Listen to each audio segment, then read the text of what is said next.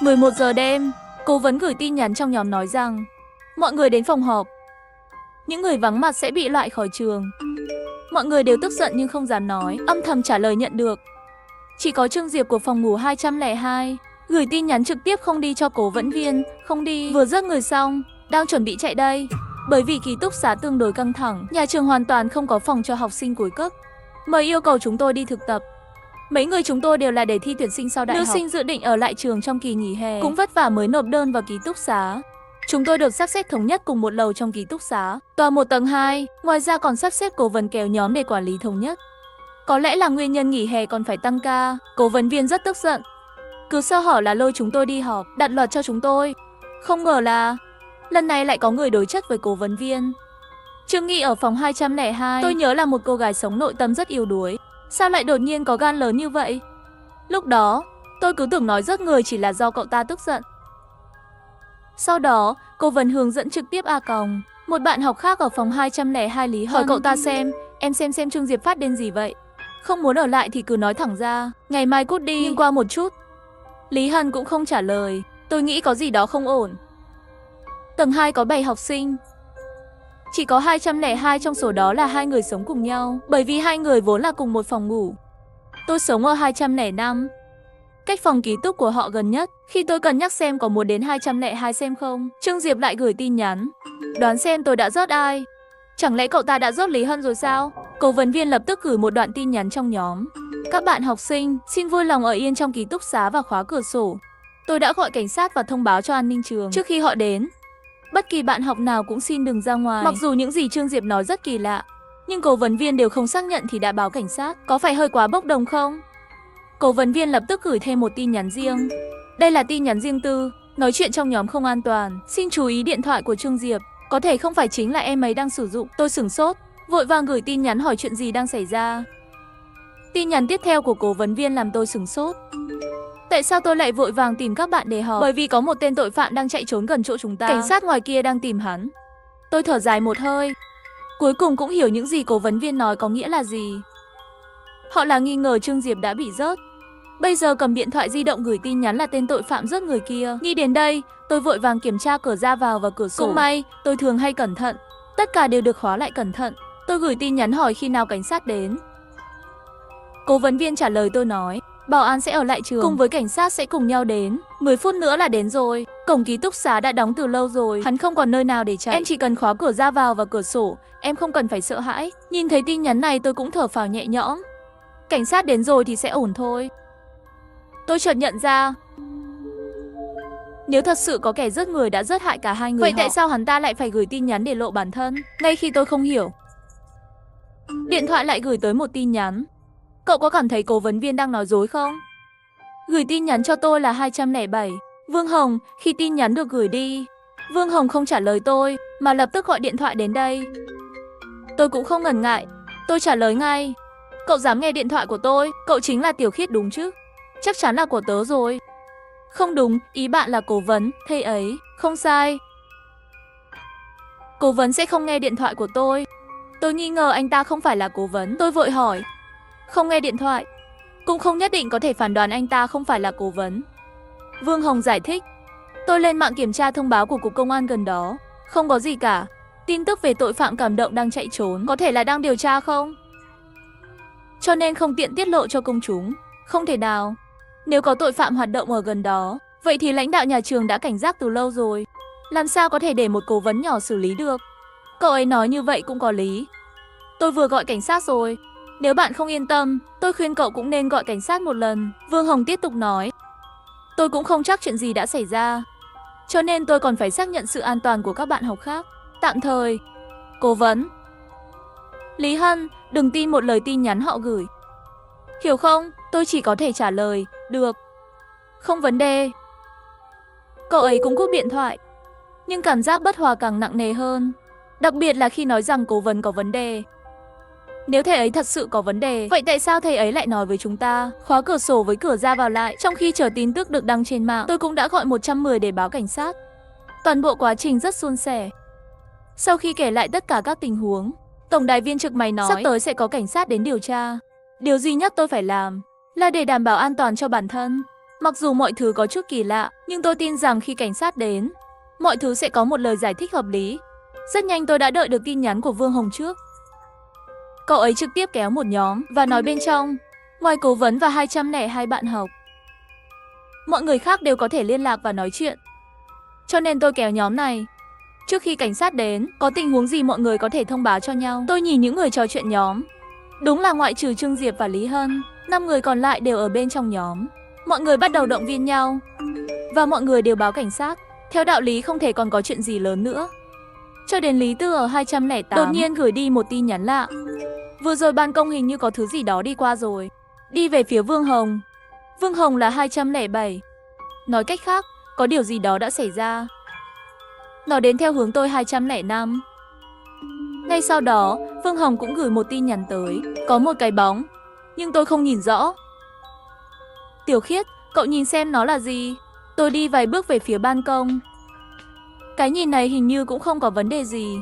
Có lẽ một con chim bay qua làm họ sợ. Tôi đang chuẩn bị gõ chữa lại tin nhắn, nhưng trong khoảnh khắc cúi đầu, vậy mà lại móc ra một cái đầu người từ trên cửa. Đúng vậy, là một cái đầu. Mái tóc dài bồng bềnh của cô ta che gần nửa khuôn mặt, để lộ hai mắt đen to như của bóng bàn. Da không bị che phủ bởi tóc. Dưới ánh đèn ban công trông rất nhợt nhạt. Trong khoảnh khắc tôi nhìn cô ta đột nhiên mở miệng cười với tôi.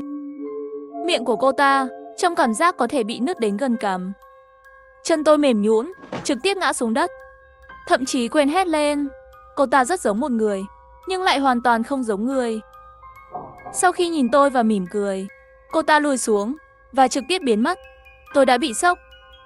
Tôi không hiểu mình đã thấy gì. Có phải là người không? Bởi vì tôi ở đây là tầng 2, con người có thể leo lên. Nhưng làm sao con người có thể lớn thế? Thật đáng sợ. Tôi vội vàng cầm điện thoại lên. Trong nhóm Vương Hồng và Lý Từ đã nói chuyện này. Đột nhiên trong nhóm bàn tán xôn xao. Lúc đầu còn nghi ngờ tôi có nhìn nhầm không. Nhưng dần dần họ cũng cảm thấy có gì đó không ổn. Cuộc thảo luận bắt đầu đi theo hướng kỳ lạ. Đặc biệt là Lý Tư của 208. Cậu ta là người đầu tiên phát hiện bóng đen ngoài ban công. Cậu ta nói cậu ta có một dự đoán không tốt lắm. Mọi người có biết có loại xương quỷ gọi là ma núi không? Ở quê tôi có. Nghe nói đây là tiểu quỷ do thần núi nuôi dưỡng. Nhưng nếu thoát khỏi sự khống chế của thần núi, sẽ xuống núi hại người. Chúng thường trông giống như khỉ, nhưng có khả năng thay đổi. Không chỉ có thể biến thành hình người, nó có thể khiến chúng ta bị ảo giác và dùng nó để tách từng người một, để loại bỏ từng người. Tôi đang nghĩ, cái gì mà tội phạm giết người, còn có Trương Diệp và Lý Hân đã mất liên lạc. Cố vấn viên, những thứ này có thể là bởi vì do có ma quỷ đang hoành hành không? Sau khi Lý Tư nói xong, mọi người đều im lặng. Bởi vì điều này vượt quá sự hiểu biết của chúng tôi. Hơn nữa chúng tôi đều là sinh viên.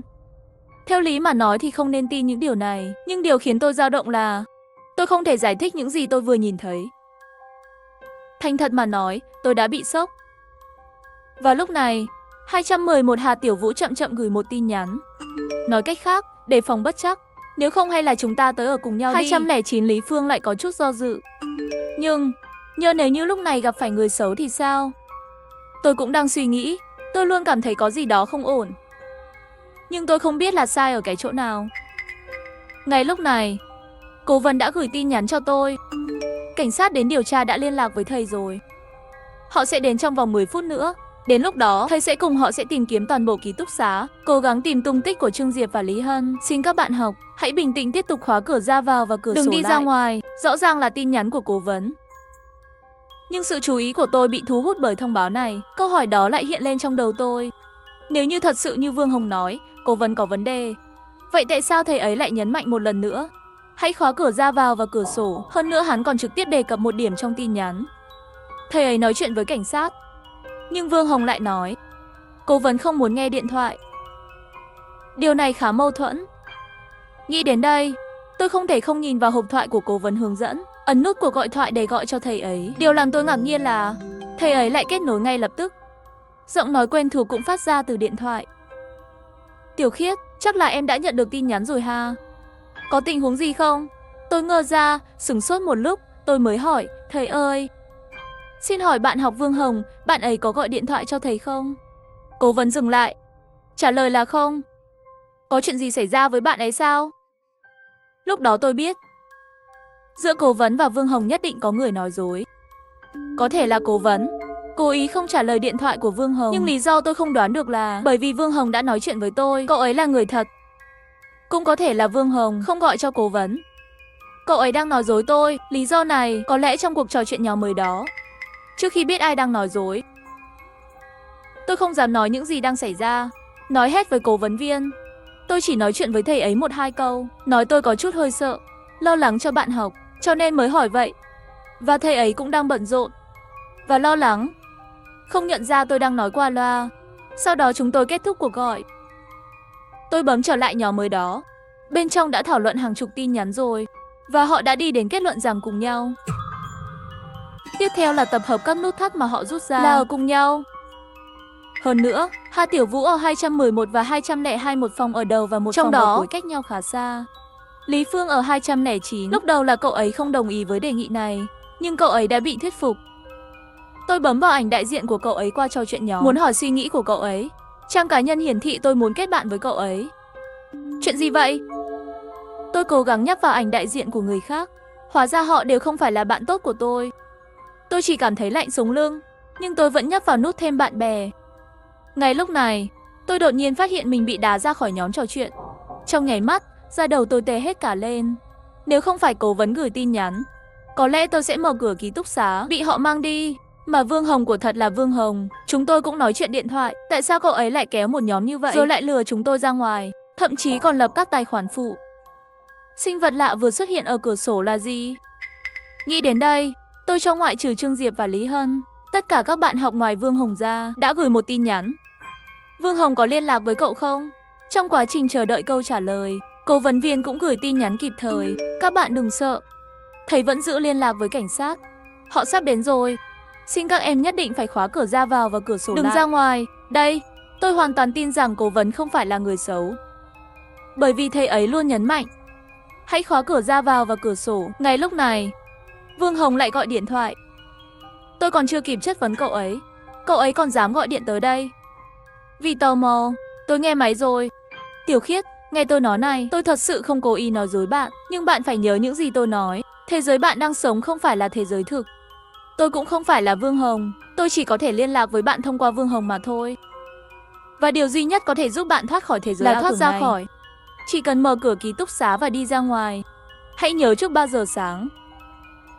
Ngay cả thế giới hư ảo chuyện không tưởng vậy cũng có thể nói ra. Giả tạo quá mà. Nhưng điều tôi không hiểu là tại sao cô ấy lại thiết lập một giới hạn 3 giờ sáng. Tôi vô thức nhìn thời gian. Đã 12 giờ dưới rồi. Muộn thế này rồi. Dù nhìn từ góc độ nào, mở cửa ký túc xá cũng không phải là chuyện nên làm. Tất cả những gì tôi phải làm là đợi cảnh sát đến, tìm hiểu chuyện gì đang xảy ra ở đây. Ngay lúc này, một số bạn học khác cũng đã trả lời tin nhắn của tôi, đều nói chưa từng bị Vương Hồng tìm một mình, ngoại trừ Lý Phương của 209. Cậu ấy đã tìm tôi ra, tôi tìm cậu ấy. Tôi muốn mở cửa xem thử. Đừng. Quá nguy hiểm. Lý Phương lại không trả lời tôi. Tôi lo lắng chờ đợi. Sau đó Lý Phương gửi tin nhắn đến, tôi mở một khe cửa. Nhìn thấy một bóng đen bên ngoài đang tiến về phía tôi. Tôi đã đóng cửa ngay. Quá nguy hiểm. Cái bóng kia căn bản không biết có phải là người hay không. Xem tin nhắn này, tôi cũng hoàn toàn chắc chắn rằng Vương Hồng đang nói dối chúng tôi. Bởi vì cậu ta nói là mở cửa ký túc xá để rời khỏi thế giới ảo tưởng này, mà Lý Phương mở cửa cũng suýt chết. Thật kinh khủng. Ngay lúc này, điện thoại của cố vấn lại đến rồi. Thầy ấy trực tiếp nói là Vương Hồng không liên lạc được nữa. Em ấy là người thứ 3 trong số các bạn học mà tối nay không liên lạc được. Tôi vô thức hỏi lại, sao cảnh sát vẫn chưa đến? Mọi thứ có thể không đơn giản như tưởng tượng. Tôi kéo em vào một nhóm mới thống nhất nói với các em. Rất nhanh sau đó nhân cố vấn viên đã kéo được nhóm mới. Ngoại trừ tôi và cố vấn hướng dẫn, chỉ còn lại Lý Tư của 208, Lý Phương của 209 và Hà Tiểu Vũ của 211. Các bạn học, bây giờ chỉ có vài người trong chúng ta có thể liên lạc được. Điều đầu tiên tôi muốn nhấn mạnh là nhất định phải đóng tất cả các cửa phòng. Tôi biết các em đều có thắc mắc, sao cảnh sát vẫn chưa đến? Tôi và cảnh sát nói sẽ đến điều tra. Rất nhiều cuộc gọi, nhưng điều kỳ lạ là họ vẫn chưa đến. Tôi cũng không rõ chính xác chuyện gì đã xảy ra, nhưng các bạn học khác từng người một mất liên lạc. Để tôi đoán xem, chúng ta có thể bị mắc kẹt. giống như ma đánh tường vậy. Có lẽ người nói chuyện với tôi không phải là cảnh sát. Tôi chỉ nói những thứ mà tôi vừa nhìn thấy dưới cửa thôi. Cũng quá quỷ dị đi thôi. Toàn thân màu xanh, mắt to như mắt rồng. Thầy ơi, không phải thầy cũng nhìn thấy sao? Tôi cũng không chắc. Có phải cùng một người mà Lý Phương nhìn thấy không? Tất cả các bạn đã nghe nói truyền thuyết của ngôi trường này chưa? Nghe nói nơi đây trước đây là núi hoang. Ngoài ra còn có một ngôi đền núi. Thần núi nuôi một đám tiểu đệ tên là ma núi. Nghe nói là trường chúng ta bắt đầu xây dựng đã phá hủy đền thờ trên núi, cho nên ma núi không có giới hạn. Đôi khi có thể sẽ ra ngoài hại người. Nó cũng không có pháp lực, chỉ có thể làm một số con ma đơn giản đánh tường và kiểm soát linh hồn của người chết, để mê hoặc người sống. Điều này cũng phù hợp với việc Trương Diệp gửi tin nhắn bừa bãi. Còn có nguyên nhân Vương Hồng lừa dối chúng ta. Sau khi nghe lời giải thích của Lý Tư, tôi càng sợ hơn. Tôi chỉ là một sinh viên bình thường, lấy cái gì để chống lại một thứ mạnh mẽ như vậy? Không có vấn đề gì. Xin các bạn nhất định phải khóa cửa ra vào và cửa sổ lại. Chờ bình minh sẽ ổn thôi. Xem ra chúng ta cũng chỉ còn có một cách này nữa thôi. Từ đó đến giờ cảnh sát vẫn không tới. Tôi đã gọi cảnh sát một lần nữa. Tổng đài viên nói sẽ có cảnh sát đến điều tra.